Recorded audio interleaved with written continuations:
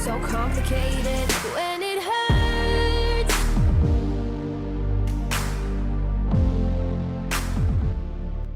Yo, what's up guys? Dan bertemu lagi bersama Gorioris di MotoGP 24 karir untuk episode ke-60. Di video kali ini kita bakal kembali melanjutkan ronde balapan kita di round ke-12, yakni di MotoGP Austria, yaitu di sirkuit Red Bull Ring Spielberg. Di sini banyak banget para pembalap yang lagi ngomongin soal si Asep yang berniat pergi ke KTM. Tapi ya let's see aja, karena ini masih belum selesai musim ini dan gue masih belum bisa pastikan kita akan kemana di musim depan. Pokoknya antara dua, kalau nggak bertahan sama Honda ya pindah ke KTM cuy. Dan sekarang sesi kualifikasi di GP Red Bull Ring berlangsung dalam kondisi dry condition tapi cloudy, sehingga sekarang kita memiliki sedikit kemampuan untuk bisa nge-push. Namun sayangnya di track yang lebih condong kepada Ducati ini, Honda tidak bisa mengimbangi laju dari Ducati Riders, yakni Enea Bastian ini yang berhasil meraih pole position dengan lap time 1 menit 27,560 detik. Dan kali ini Surasep terpaksa start dari posisi ke-9 saja, dimana kita memiliki selisih gap 1,9 dengan Enea sebagai pole position. 1, 2, 3, 4, 5, 6 diisi oleh full Ducati. Dan sekarang guys, tibalah kita di sesi sprint race event, di mana cuaca untuk race sprint MotoGP Austria ini berlangsung dalam kondisi basah. Wet race condition akan segera kita langsungkan. Enea start dari pole position, mampukah bertahan di posisi pertama di cuaca seperti ini? Yang paling menjadi tantangan itu di tikungan kelima, itu pengereman menurun dan cukup tajam. Semoga saja Surasep bisa melibas wet race GP Red Bull Ring dengan selamat sentosa. Langsung saja kita mulai. Inilah dia round ke-12 MotoGP Austria. Lampu padam, it's on the way, dan langsung saja menuju first corner. Perlahan Mas mencoba kembali early braking dan kita overtaking dua Red Bull KTM, yakni Binder, dan sekarang di exit corner sepertinya Surasa memiliki tumpuan yang bagus sehingga sekarang kita berhasil memasuki posisi kedua meskipun peringatan kita dapatkan di start moment tadi. Menuju tikungan keempat, entry corner, cuaca tergolong sangat basah sekali dan kini gap dengan Enea semakin rapat. Fokus ke fighting, dan dari kemarin gue rasa cuacanya hujan terus ya. Nah sekarang masuk ke tikungan kelima. Inilah dia tikungan paling tricky di MotoGP Red Bull Ring di kala cuaca basah. Melebar, sudah kita duga Surasep akan mengalami mistake di sektor tersebut. Masuk ke tikungan ketujuh, sektor ketiga, entry corner, dan Enea cukup melebar. Surasep mengambil inside line, kemudian exit kembali memasuki tikungan ke-8. Dan saat ini Surasep tengah berjuang keras membuat Honda lebih optimal lagi. Oke, kelas sektor 2 tikungan terakhir, tikungan 10, tikungan 11, gap semakin rapat. Last corner guys, lap pertama segera usai, dan inilah dia momentum yang akan segera kita maksimalkan. Main straight Austrian Grand Prix kita susul. Enea Bastian ini sebagai nadang kita blok langsung di turn 1 finally. Ini kembali melawan, memaksa dari outside line hingga sekarang di exit corner di Niki Lauda corner. Surasep berhasil melepaskan pertahanan dari Enea Bastian ini, dan luar biasanya Surasep take the lead di lap kedua di kondisi cuaca basah. Oke guys, come on, 2,5 lap lagi. Semoga saja kita tidak di fight back kembali oleh Enea dan juga pembalap lainnya. Ini cuaca basah, kita pasti bisa tuh fight di barisan depan. Semoga saja kita bisa bertahan. Kemudian entry corner lagi, kita mengambil titik breaking terjauh di tikungan kelima ini supaya tidak sampai melebar, namun Enya membuat sebuah kontak atau collision sehingga kita masih melebar, dan sekarang Enya kembali membuat kita tergelincir. Untung saja Suraset terjatuh. Luar biasa perebutan posisi pertama sesengit ini antara Enya dan juga Asep Suraset, kemudian exit kembali. Entry kembali. Suraset melebar, sebuah kesalahan. Namun di exit corner sepertinya Suraset memiliki tumpuan yang bagus hingga sekarang di backstride. Exit turn ke-9 kita susul Enya Bastian ini. Kita masih belum bisa kembali side by side dan Enya kita overtaking. Sama-sama melebar. Kedua pembalap yang mengisi dua besar melebar di last sektor akibat saling berambisi, saling egois. Namun sekarang yang paling penting Asep Suraset, The Black Mamba, sudah mengisi posisi pertama kembali dan Enya tengah di belakang kita. Sorry guys, kita melebar terlalu late braking di turn 1. Lap ketiga masuki dan sekarang tikungan chicane. Turn 2, turn 3, entry corner. Pergantian direksi ke kiri. Exit kembali. Ini gila sekali. Enya Bastian ini dua kali ngebuat kita ngerasa hampir saja kita kalah juga, karena dua kali momen Enya Bastian ini mengcollision kita. Maksudnya mengovertake, tapi dengan cara yang cukup agresif. Dia ngeblok pas paksa kita. Apalagi waktu tadi di tikungan ke-6 itu sempat Enya ngedorong kita dan ban belakang kita itu sempat tergelincir. Untung saja kita gak sampai crash dan masih bisa selamat cuy. Kalau sampai crash itu bakal memperkeruh suasana, bakal kita paksa Enya crash juga di beberapa race ke depan. Ini bakal jadi race yang sangat tricky, sangat sengit sekali di Austrian Grand Prix. Tapi sekarang gap dengan Enya 1,8 yang berarti Asep sudah nyaman di posisi pertama dan tidak perlu khawatir dengan kehadiran dari si Enya Bastian ini. Cukup kita menjaga saja race pace kita agar tidak sampai ngendor di beberapa tikungan atau di beberapa waktu ke depan sebelum finish line. Last corner lap ketiga menuju lap keempat dan here we go. Suraset menjadi fastest lap, tapi mampukah Asep bisa mempertahankan fastest lapnya hingga nanti di finish line. First corner perlahan masuk. Marc Marquez, Tony Arbolino melengkapi 8 besar. Jorge Martin di posisi kelima. Enea Quartararo masih di 3 besar. Nah sebenarnya kunci kita tadi bisa meraih posisi yang sangat epic ya ketika start dimulai. Karena biasa momen krusial itu terjadi ketika start dimulai. Kalau start kita jelek itu biasa ya bakal susah buat merangsak di barisan depan. Sama ini nih kuncinya di tikungan 1 dan juga tikungan 2 itu biasa kan kondisi lagi padat banget, traffic lagi rame-rame pembalap masuk di tikungan, itu biasa misalnya kita memiliki ruang yang bisa kita masuk dengan sangat cepat, itu biasanya kita bakal bisa langsung mengovertaking sekaligus beberapa riders. Sehingga sekarang terbukti si Asep yang start ke-9 itu bisa ngelakuin overtaking dari celah yang cukup longgar sehingga kita bisa masuk di posisi ke-2 waktu di lap pertama tadi. Kemudian battle sama ini ya side by side hingga kita sering kali ditabrakin sama Bastian ini, bahkan sempat habis crash, tapi untung saja kita masih bisa untuk selamat dan ya kita akhirnya bisa sekarang menjadi pimpinan race di MotoGP Sprint.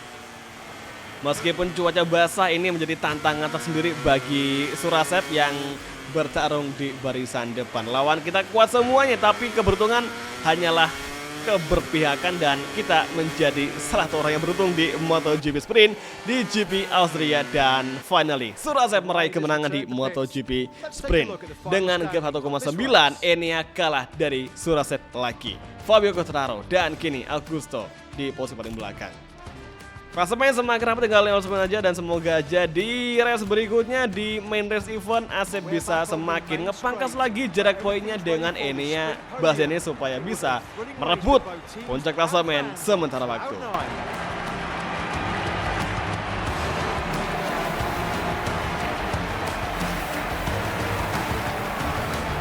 Good morning morning to all MotoGP fans. The famous Red Bull Ring Bull seems to be watching over the circuit. It's been a long weekend, but we finally reached the moment everyone's been waiting for. Here we go guys, tiba lagi tadi sesi main race event di MotoGP Red Bull Ring.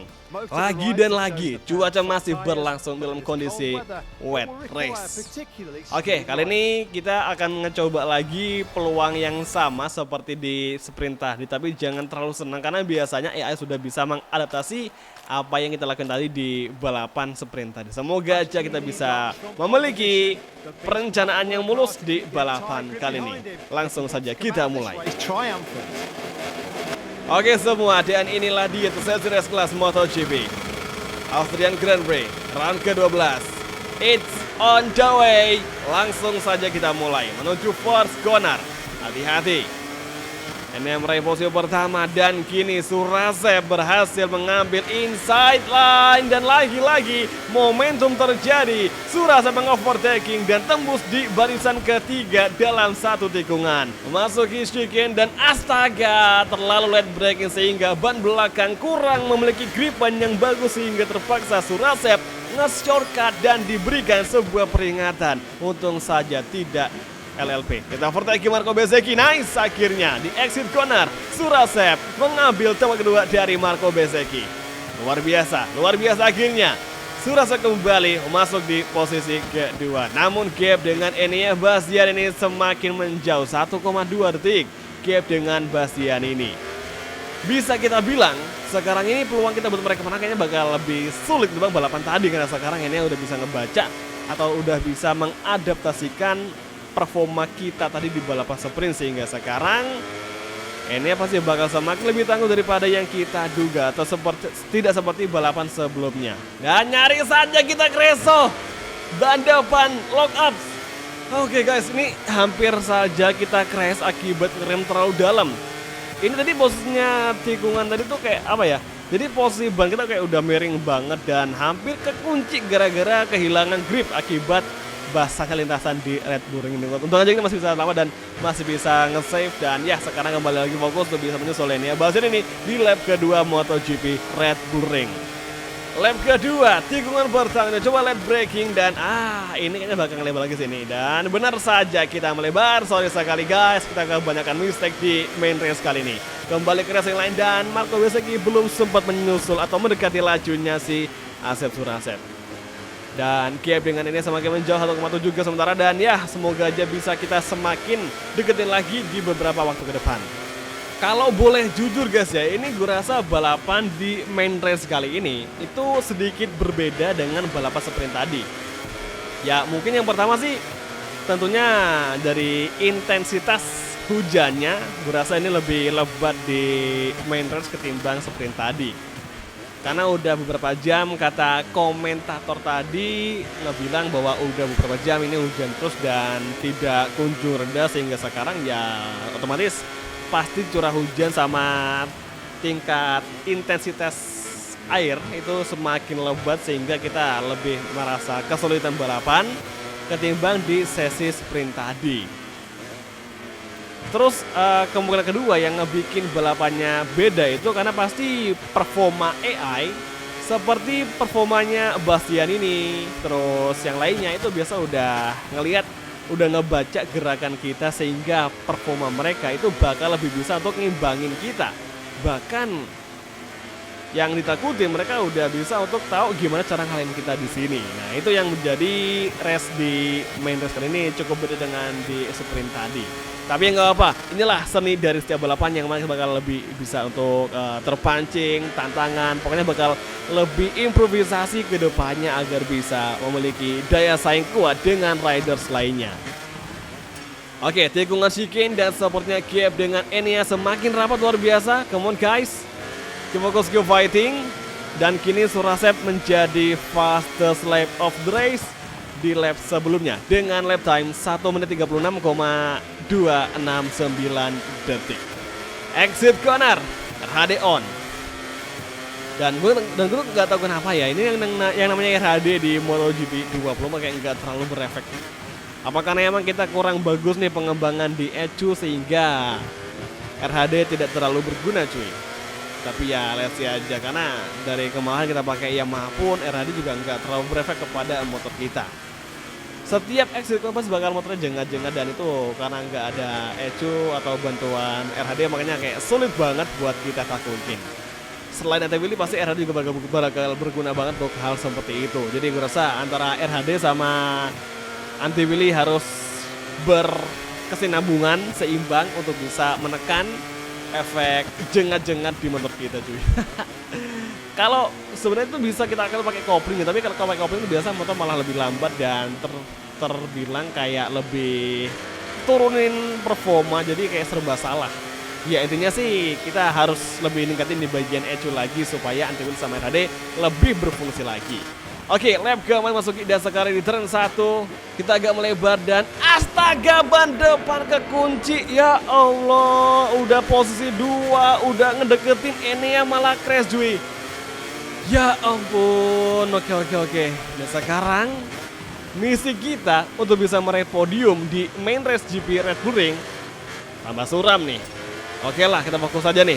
Kita mencoba mengovertaking KTM, dan di sini apakah bisa kita overtaking? Oke, perlahan masuk, dan oke masih di defense, dan aduh ini ngapain sih Binder, ya ampun. Ngedorong kita keluar, malah kita kena si Marquez yang melebar cuy, sehingga kita malah kayaknya bakal dikasih peringatan nih. Tuh kan? Gara-gara Brad Binder.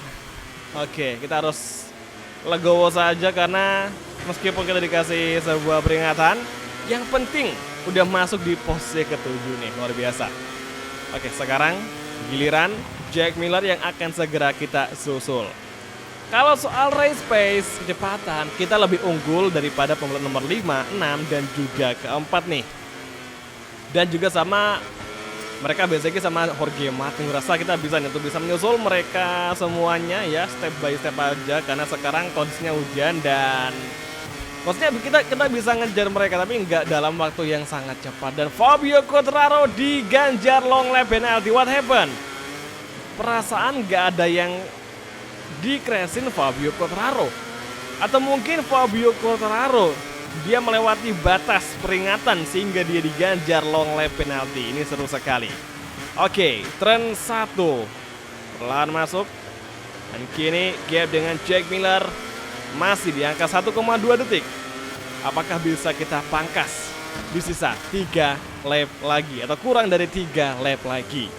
Enea Bastian ini langsung menjadi pimpinan race, diikuti Bezzecchi dan juga Jorge Martin. Vinales masih di posisi kelima untuk sementara waktu.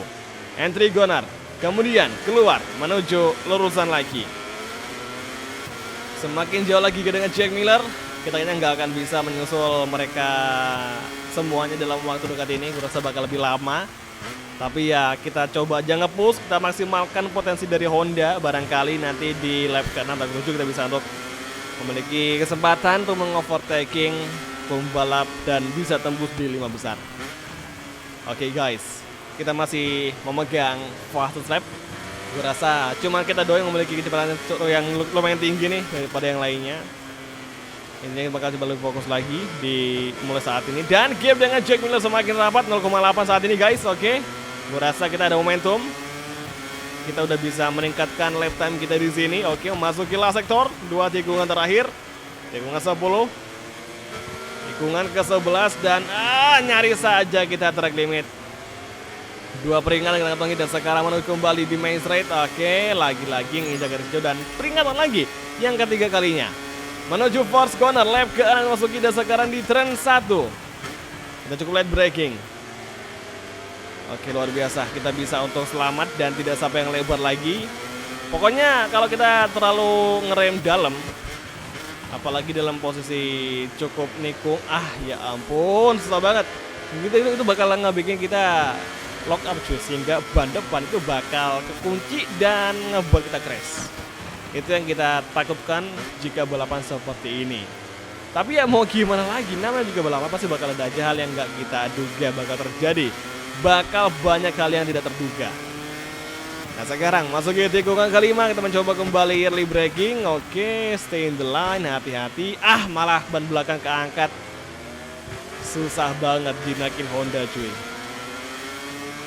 Oke, ini kalau kita nggak crash tadi, mungkin aja kita udah bisa meraih posisi pertama dari ini ya. Mungkin saja, tapi apa boleh buat, semua udah terlanjur dan kita udah crash. Ya mau gimana lagi kan. Dan sekarang menuju entry corner. Tikungan ke-8. Dan gap kembali rapat dengan Jack Miller 0,8 saat ini. Come on guys.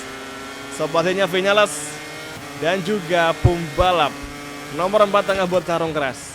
Entry corner. Last sektor. Kita cukup melebar. Kembali ke racing line.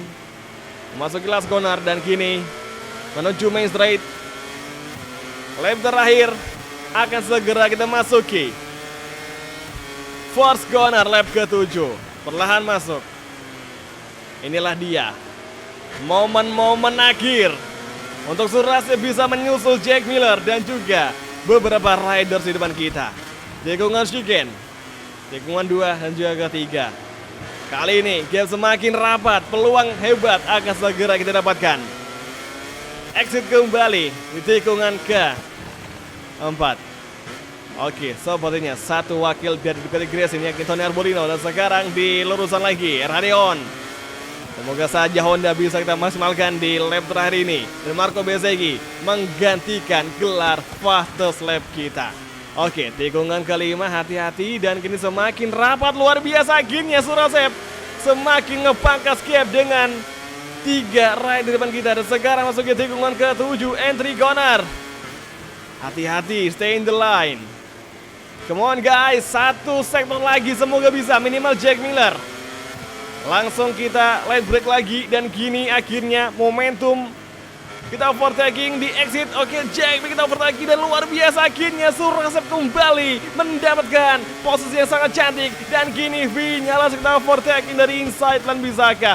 Oke, masih belum bisa ada kondisi terjadi. Dan kini di last sektor Vinales kembali melawan dan di last corner Vinales masuk, tapi ternyata Surasep memiliki rencana lain. Dan sekarang di exit corner finally Surasep meraih kemenangan untuk duel di posisi ke-5 ini. Luar biasa akhirnya.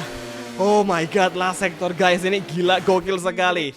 Battle last sektor di lap ke-7 ini bahkan hanya untuk perebutan posisi itu kayak luar biasa. GG sekali ngalahin battle di posisi pertama nih. Kok itu kayak nggak nyangka tuh bisa ngeraih posisi ke-5. Tahu-taunya di last lap itu kita kok memiliki lebih kecepatan daripada mereka bertiga, sehingga kita bisa masuk menyusup ke battle-nya mereka bertiga di last sektor. Dan epicnya di last corner kita bisa membuat sebuah gerakan yang ngebikin Vinales kepancing masuk di sebelah dalam tikungan. Dan akhirnya waktu di exit corner si Vinales melebar dan kita memiliki kesempatan untuk mengovertaking di akselerasi, sehingga di finish line kita lah yang menempati urutan ke-5. Dan sayangnya Tony kita gagal overtaking, tapi nggak masalah, yang penting kita bisa comeback lagi meskipun hanya di posisi ke-5. Dan Fabio Quartararo yang diganjar oleh penanti dia sekarang ini finish di posisi ke-17. Dan Francesco Bagnaia lagi-lagi kurang bagus nih performnya dengan Yamaha di sirkuit ini. Wajar saja, Yamaha dengan Red Bull bukan suatu kombinasi yang pas nih di MotoGP. Kemudian di klasemen, oke, kita setelah crash tadi dan ya sekarang gap point sama Enea semakin jauh lagi dengan sekarang menjadi gap 29 poin antara Asep dengan Enea Bastian ini. Di klasemen tim masih sama di 10 besar, nggak ada perubahan, cuman duo LCR saja. Di klasemen berikan juga nggak ada perubahan, semua masih sama. Dan oke, kalau gitu langsung aja kita mengakhiri video kali ini. Terima kasih nonton dan sampai ketemu lagi di video MotoGP Career di episode selanjutnya. Thank you, bye dan ciao guys, sampai jumpa.